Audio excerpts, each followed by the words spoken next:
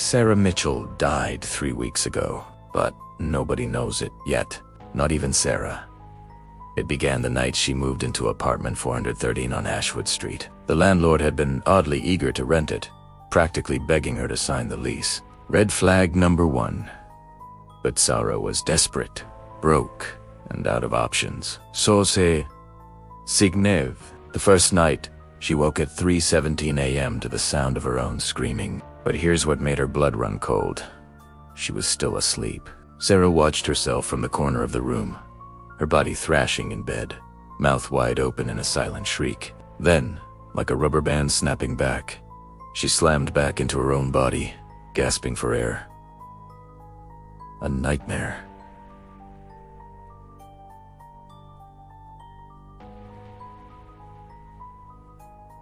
A nightmare. That's what she told herself.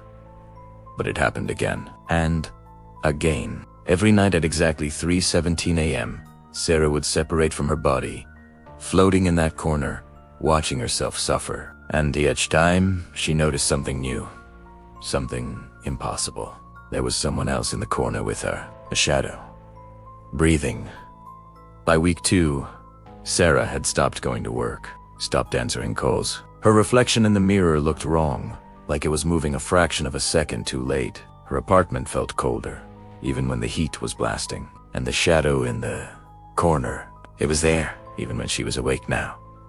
Growing darker, more solid, more real.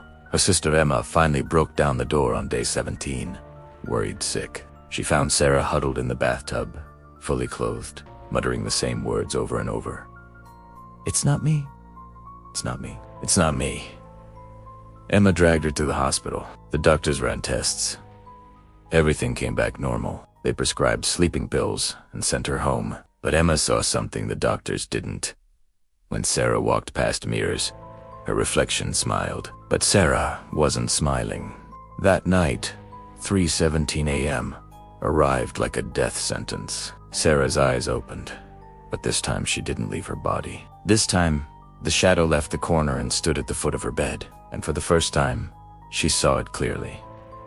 It was her, exact same face, same body, same everything, except its eyes were completely black, like staring into an endless void. The doppelganger spoke, and its voice was a twisted version of her own. "Did you really think you survived the car accident 3 weeks ago, Sarah?"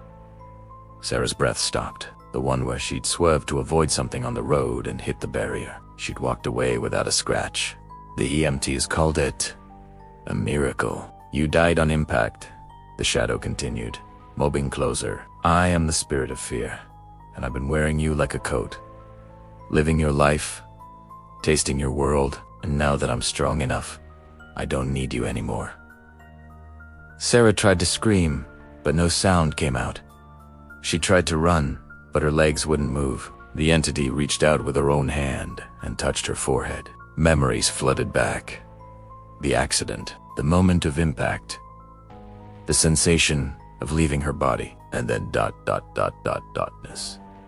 Followed by something ancient and hungry slipping into her skin like a parasite finding a host. "Every moment of fear you felt wasn't yours," it whispered.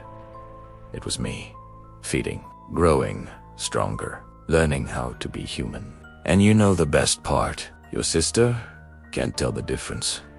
Your friends can't tell. No one can." Sarah felt herself fading, becoming translucent. She was the ghost now. The shadow was becoming real, solid, alive. With her last ounce of will, Sarah lunged forward and grabbed the entity, pulling it close. "If I'm already dead," she snarled, "then I have nothing left to lose." She didn't fight it.